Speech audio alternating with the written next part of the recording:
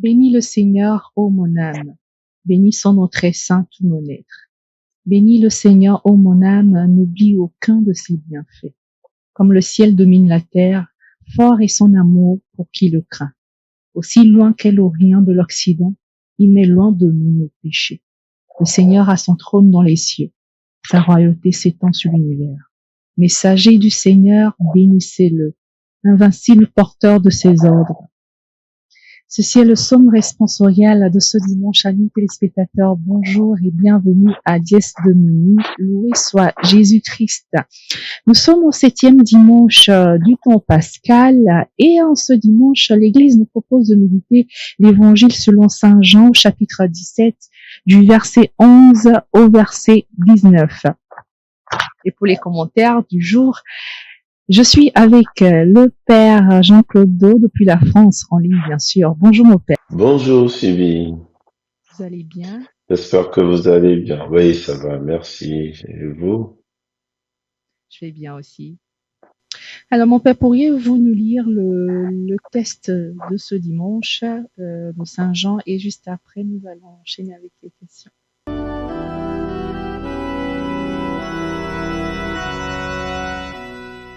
Évangile de Jésus-Christ selon Saint Jean. En ce temps-là, les yeux levés au ciel, Jésus priait ainsi. Père Saint, garde mes disciples unis dans ton nom, le nom que tu m'as donné pour qu'ils soient un, comme nous-mêmes. Quand j'étais avec eux, je les gardais unis dans ton nom, le nom que tu m'as donné. J'ai veillé sur eux et aucun ne s'est perdu, sauf celui qui s'en va à sa perte, de sorte que l'écriture soit accomplie.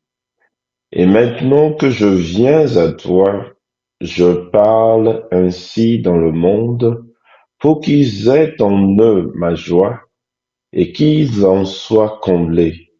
Moi, je leur ai donné ta parole, et le monde les a pris en haine, parce qu'ils n'appartiennent pas au monde, de même que moi, je n'appartiens pas au monde. Je ne prie pas pour que tu les retires du monde, mais pour que tu les gardes du mauvais. Ils n'appartiennent pas au monde, de même que moi, je n'appartiens pas au monde. Sanctifie-les dans la vérité, ta parole est vérité. De même que tu m'as envoyé dans le monde, moi aussi je les ai envoyés dans le monde, et pour eux je me sanctifie moi-même, afin qu'ils soient eux aussi sanctifiés dans la vérité. Merci Père Jean-Claude. Alors mon Père, dans l'évangile du dimanche dernier, Saint Jean nous présentait une partie de ce qu'on pourrait nommer le testament de Jésus. En ce dimanche, nous sommes en face d'un texte qui en a tout autant l'air, ou plutôt peut-être une prière. Alors dites-nous, ce passage que vous venez de lire, est-ce qu'il fait également partie des dernières paroles du Maître avant sa passion ou on le situe dans un autre contexte? Là, nous sommes au chapitre 17 de Saint Jean, et c'est ce qu'on appelle la prière sacerdotale de Jésus. Et donc, tout le chapitre 17, d'ailleurs, bon, on peut dire que c'est comme un testament spirituel de Jésus dans le sens où tout ce qui est important pour lui, il le met en prière en consacrant ses disciples, bon, plus précisément les apôtres, ceux qui étaient autour de lui, à son Père. Et il fait des demandes spécifiques qu'on peut dire concernent euh, toute la vie qu'ils vont mener après lui ou la relève qu'ils vont prendre après lui. Donc nous voyons clairement les demandes que Jésus effectue envers son Père en faveur de ceux qui le suivaient en son temps. Et sans doute, comme Jésus toujours pense à la postérité, à tous ceux qui vont succéder, justement à ses premiers apôtres, ses premiers disciples, et on peut même dire pour tous les chrétiens que nous sommes aujourd'hui et pour les chrétiens de demain. Merci, mon Père. Alors, on peut remarquer que la prière de Jésus s'est axée sur 3 éléments: unité, joie et vérité. Alors, une partie du texte nous dit que tous soient un comme nous-mêmes, qu'ils aient en eux ma joie et qu'ils soient comblés. Ta parole est vérité, qu'ils soient consacrés par la vérité. Alors, la prière de Jésus, si on peut le dire, c'est axé sur ces 3 éléments. Une partie du texte nous dit que tous soient un comme nous-mêmes, qu'ils aient en eux ma joie et qu'ils en soient comblés. Ta parole est vérité, qu'ils soient consacrés par la vérité.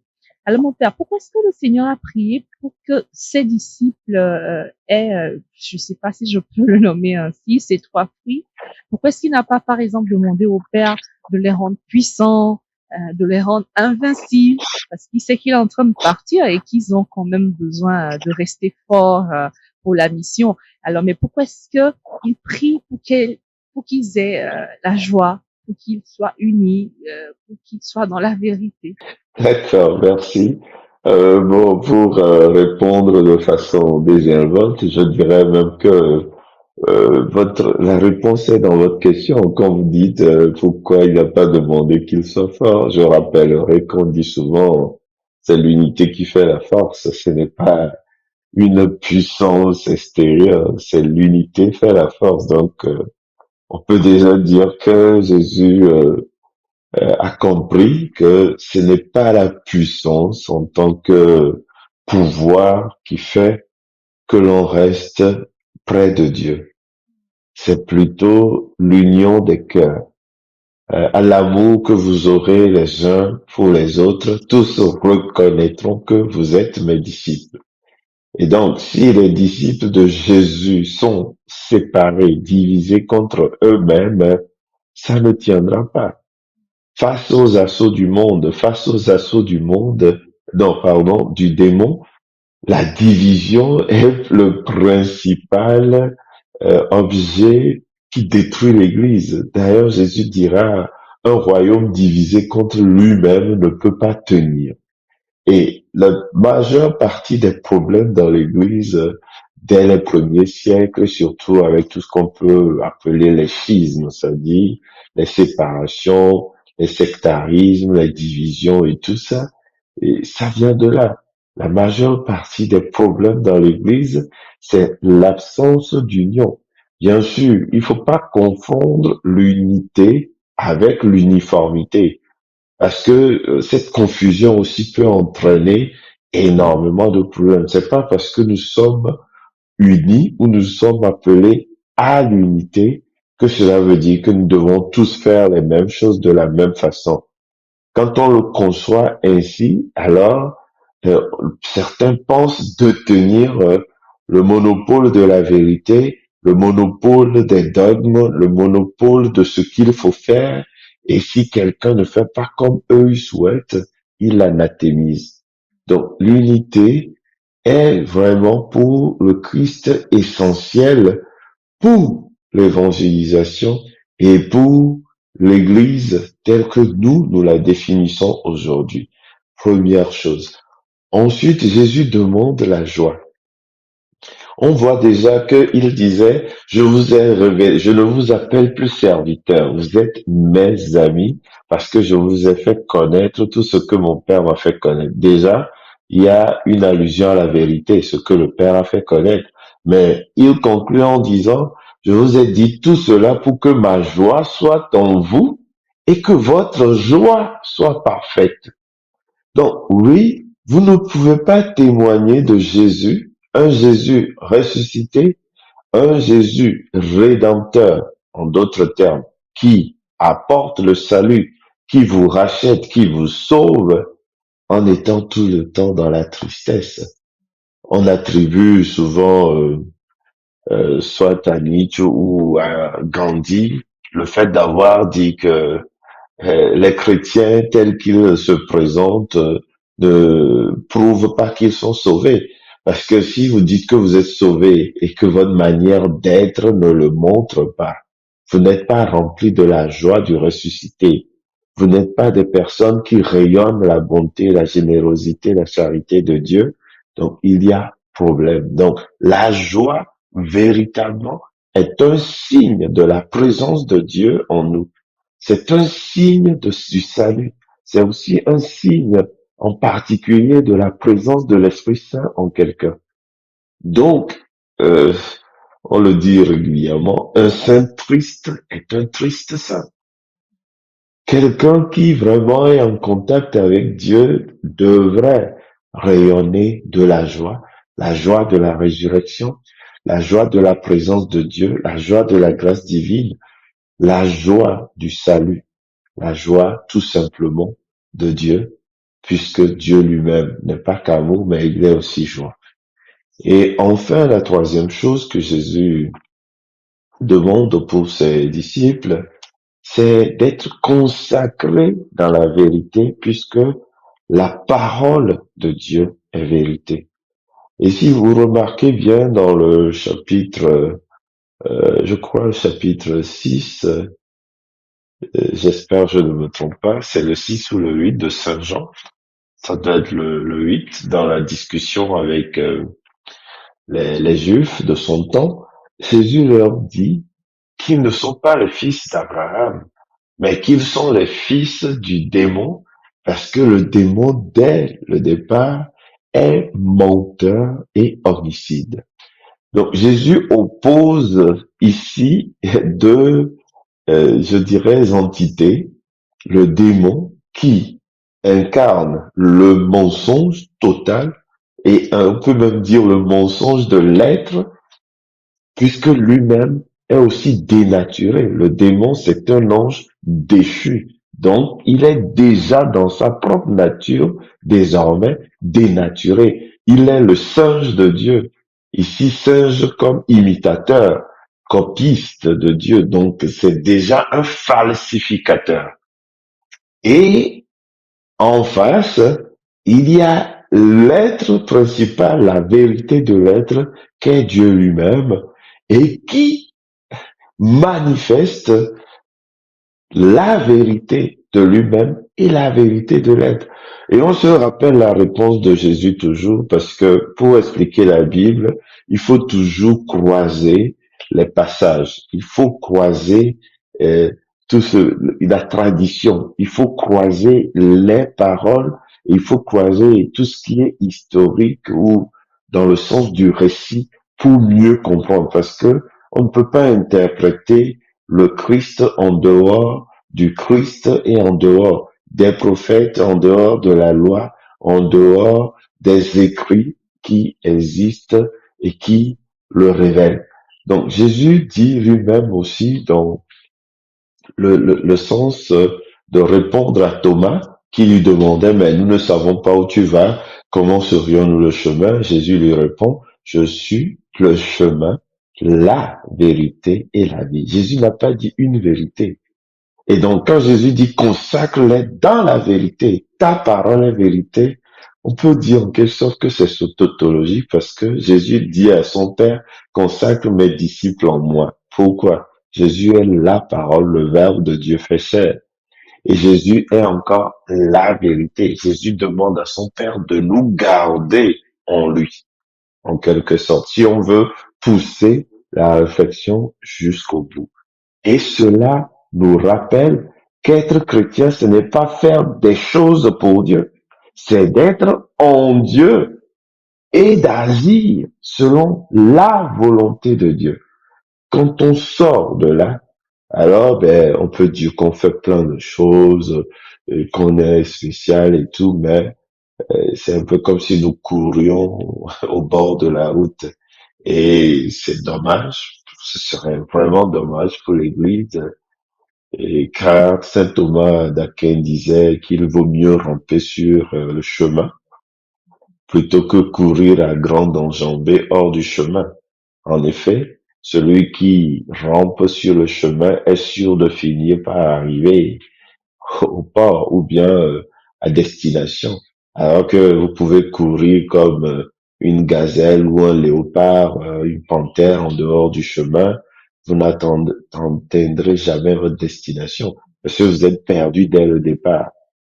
Donc voilà à peu près une forme d'interprétation de ces trois axes principaux que Jésus trace et que Jésus demande, à savoir l'unité, la joie en Dieu et enfin la consécration de son Église, de ses disciples dans la vérité de Dieu. Et permettez-moi, je voulais aussi dire que la vérité biblique n'est pas la même chose que l'expression de la vérité dans le sens philosophique ou grec. Nous ne sommes pas dans la même logique. Dire la vérité, peut-être dans notre pensée, peut-être philosophique ou grecque, c'est sans être censé dire le vrai, ce qui serait vrai en opposition avec le faux. Mais quand on parle de vérité dans l'évangile ou dans la tradition juive ou les traditions anciennes, ce n'est pas juste une question de vrai ou faux. C'est plutôt une expression de l'être profond, de ce qu'est une chose ou de ce qu'est une personne. Et donc ici, la vérité biblique, c'est l'expression même de Dieu. Donc il doit y avoir une correspondance entre l'essence de Dieu et ce qui est exprimé par Dieu. Parce que la vérité ici peut être considérée comme une exploration ou une extase, une sortie de Dieu de lui-même pour se montrer, pour se donner. Et donc, c'est Dieu qui donne quelque chose. C'est de l'ordre, on peut dire, de la révélation, hein, de l'extériorisation de ce qu'est l'essence véritable de Dieu. Je voulais ajouter un peu cet aspect, je dirais, explicatif pour que nous ne restions pas dans la comparaison vrai ou faux. C'est pas exactement cela. D'accord. Merci, Père Jean-Claude. Alors, mon Père, on se pose la question, on est vers la fin du temps pascal. Depuis 2 semaines, on se dit, mais pourquoi est-ce qu'on ne lit pas des tests qui nous rapportent des faits de la résurrection? Alors, surtout maintenant qu'on approche de la Pentecôte, on est vers le dernier dimanche du temps pascal, l'Église nous fait lire un texte qui n'a rien à voir avec la résurrection du Christ. Est-ce qu'il y a une logique quand même?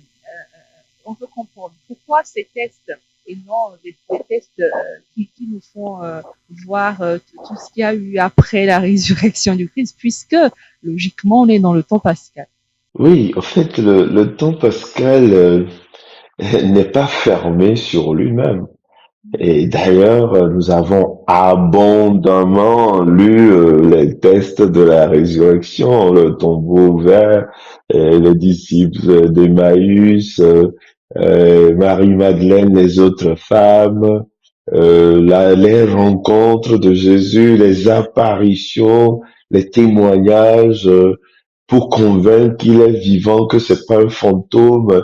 On a abondamment, disons, exploré toutes les possibilités humainement disponibles d'attester de la résurrection de Jésus. Mais la résurrection de Jésus ne s'enferme pas en lui-même. Et c'est un peu comme cette résurrection qui s'ouvre sur l'ascension et prochainement sur la Pentecôte. Il faut savoir que tout ça s'insère dans un cycle. On peut dire simplement, pour vulgariser, ça s'insère dans l'histoire du salut. Et ici, quand on parle d'histoire du salut, il faut se rappeler Saint Jean. Saint Jean nous dit, au commencement était le Verbe, la parole de Dieu, la parole était auprès de Dieu, la parole était tournée vers Dieu, la parole était Dieu. Et tout a été fait par lui, rien de ce qui existe n'existe en dehors de lui. et le Verbe s'est fait chair et il a habité parmi nous. Quand on prend ce petit passage du prologue de Saint Jean, donc premier chapitre, et qu'on analyse profondément, la Pâque ne vient que s'insérer dans toute cette partition qui, selon moi, va de la préexistence de Jésus. Donc, au commencement, le Verbe était en Dieu. Donc, Jésus, le Verbe était Dieu. Jésus préexiste. Et à un moment, il entre dans notre histoire selon les prophéties. On dit d'ailleurs conforme à l'Écriture. Donc, là, nous sommes à la conception et à la nativité. Et maintenant, Jésus grandit parmi les hommes, présentation temple, charpentier avec son père, jusqu'à 30 ans, baptême de Jésus, vie publique de Jésus, évangélisation, conversion des cœurs, le royaume est parmi vous, le royaume est tout proche. Ensuite, arrestation, passion, mort de Jésus, mais ça ne s'est pas arrêté. Ensuite, il ressuscite. Mais puisque la résurrection n'est qu'une partie, celui-là qui est venu de son Père doit retourner à son Père. Le cycle continue justement avec l'ascension. Sinon, il faudrait nous donner l'adresse de Jésus quelque part, peut-être en Galilée, quelque part en Judée, quelque part dans le territoire palestinien, comme on l'appelle aujourd'hui, en Palestine d'aujourd'hui. Et peut-être qu'il se serait mangé une bombe avec tout ce qui se passe là. Voyez-vous? Donc, il nous aurait fallu une adresse de Jésus pour aller lui rendre visite, puisque s'il n'y a pas l'ascension, ça veut dire que Jésus n'est que terrestre et qu'il est resté là. Et ensuite, l'ascension aussi nous ouvre sur la Pentecôte. Tout se tient. L'ascension prouve que Jésus est venu d'ailleurs. Mon royaume n'est pas de ce monde et il retourne à son origine. Mais cette fois-ci avec nous, vrai Dieu et vrai homme. Ensuite, la Pentecôte, c'est que Jésus nous donne les armes pour continuer sa mission. Restez à Jérusalem jusqu'à ce que vous receviez une force, une puissance venue d'en haut, et vous serez mes témoins à Jérusalem, en Samarie et jusqu'aux extrémités du monde. Donc, on voit très bien que la boucle n'est bouclée que lorsque Jésus fait tout ce parcours de son Père à son Père, et que nous, il nous donne en héritage la promesse, l'Esprit de Dieu. Il nous donne son esprit pour perpétuer sa présence. Voilà pourquoi les tests progressivement ne nous font pas demeurer ou dormir sur nos lauriers en disant homme de Galilée, nous ne restons pas là à regarder le ciel. Ça ne s'arrête pas à la résurrection. Il faut partir. Il faut aller dans le monde. Il faut évangéliser. Il faut apporter la bonne nouvelle du salut. Voilà pourquoi il y a cette ouverture-là qui nous dit ne vous arrêtez pas là. Il faut aller vers le ciel. Voilà. Du coup, dans cette logique, Mota, on peut se dire que par cette prière, Jésus mettait les bases de son Église après sa résurrection, son ascension vers le Père. Il était en train de mettre les bases de l'Église prochaine que les disciples allaient constituer. Oui, oui, oui. Et D'ailleurs, quand vous lisez tous les évangiles, la fin, c'est toujours aller dans le monde entier, proclamer la bonne nouvelle ou proclamer l'évangile aux nations. Celui qui écoutera et croira sera sauvé. Celui qui refusera de croire sera condamné. Et d'ailleurs, je vous ai parlé tout à l'heure de la Pentecôte. La Pentecôte est considérée comme le jour où le Seigneur répand son esprit, c'est-à-dire effusion de l'esprit, baptême dans l'esprit, mais en même temps fondement, fondation de l'Église, telle quand même qu'elle nous est parvenue aujourd'hui. Donc, justement, vous avez parfaitement raison de dire que Jésus met les bases, il fonde son Église à travers cette prière.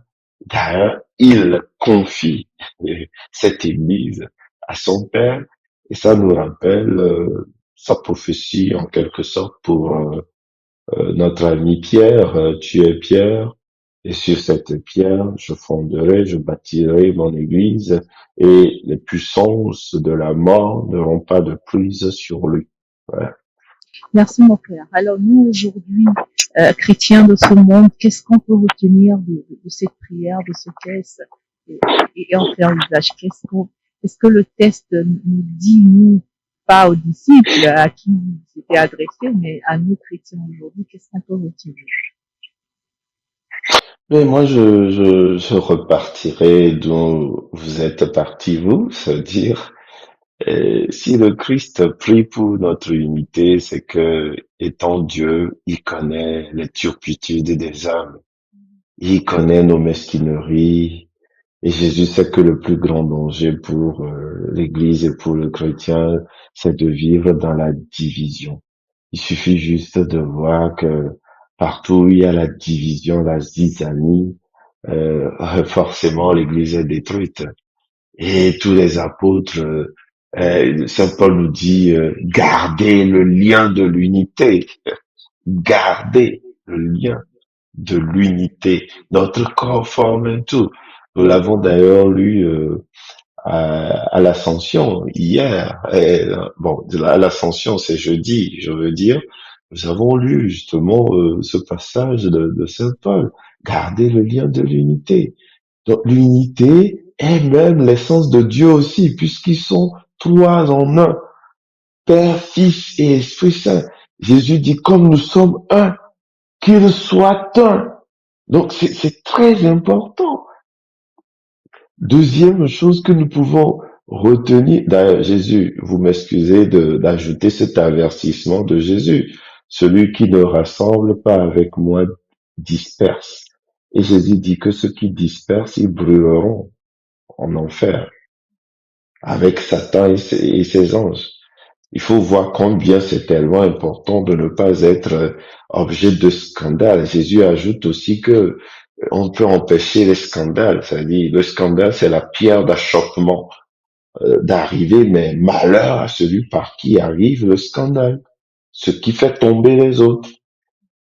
Deuxième chose à retenir, on ne peut pas être chrétien que le dimanche. Il y a le fruit de l'esprit, c'est la joie. Un des fruits de l'esprit. Galates chapitre 5, versets 22-23. Il faut qu'on veille à ça. Si Dieu est présent en nous, il faut que nous portions le fruit de l'esprit. C'est ce que nous dit Saint Paul. Galates 5, 22-23. Et enfin, si nous pouvons encore retenir quelque chose, c'est d'être dans la vérité de Dieu. C'est-à-dire, on ne peut pas être chrétien recto verso, quoi. C'est-à-dire que vous changez de couleur et par rapport à ce qui vous arrange, des chrétiens recto verso, capables de toutes les turpitudes. Je sais, nous ne sommes pas parfaits, nul ne l'est, encore moins moi qui vous parle. Mais Dieu, quand même, nous invite à une forme de cohérence. Et ce n'est pas le paraître. Quand on parle ici de vérité, on ne parle pas du paraître, on parle de l'être. Donc il faut qu'il y ait une cohérence dans ce que nous professons. Le Dieu d'amour, le Dieu de vérité et notre manière de le vivre, de le dire, de le penser. Donc c'est l'effort, je crois, que nous sommes invités à faire en nous souvenant que nous ne sommes pas des hommes pour la terre, mais nous sommes des hommes, des femmes, des humains pour le ciel. Ça dit, notre destinée, ce n'est pas de rester dans la matérialité, mais c'est d'être unis à Dieu. Voilà ce à quoi nous sommes appelés et nous devrions nous en souvenir dans ce que nous disons, ce que nous faisons, ce que nous pensons, et je peux même dire dans ce que nous omettons de faire. Une Je prochaine vous en fois. prie et merci de m'avoir accueilli. Merci. Alors, chers amis, le temps pascal s'achève. Ce temps nous invite depuis plusieurs dimanches à vivre de la vie même de Dieu et comme ses enfants, à demeurer dans l'amour pour vivre pleinement des dons reçus de la foi. La semaine dernière, l'évangile de Saint Jean nous invitait à porter du fruit, à ce que notre fruit demeure. Aujourd'hui, la prière du Christ nous présente les fruits qui découlent de ce statut d'enfant de Dieu demeurant dans son amour. Que tous soient un comme nous-mêmes. Nous avons à vivre l'unité avec nos différences, une unité de cœur, une unité d'esprit, une unité d'amour malgré nos sensibilités différentes. Qu'ils aient en eux ma joie et qu'ils soient comblés. Il s'agit d'une joie profonde qui est au cœur de l'homme, pas d'une exubérance factice et superficielle. Cette joie illumine le regard et le cœur et se traduit en actes par la bonté, la bienveillance qui doit animer nos relations avec les autres. La parole est vérité, qu'il soit consacré par la vérité. Il ne s'agit pas des vérités que nous avons à asséner aux autres pour leur dire ce qu'ils doivent faire. Il s'agit de la vérité de l'amour. Quand je vais vers l'autre, est-ce qu'il n'est pas l'amour ou pour lui donner une leçon? Eh bien, chers amis, si nous demeurons dans l'unité, la joie et la vérité, alors nous sommes enfants de Dieu. Alors nous demeurons dans l'amour. Alors nous avons reçu en nous ce message de salut, de liberté et de vie que le Christ nous donne chaque jour et nous vivons des fruits du temps pascal. Merci de nous avoir suivis. On se retrouve la semaine prochaine pour un nouveau numéro. Restez bénis. Au revoir.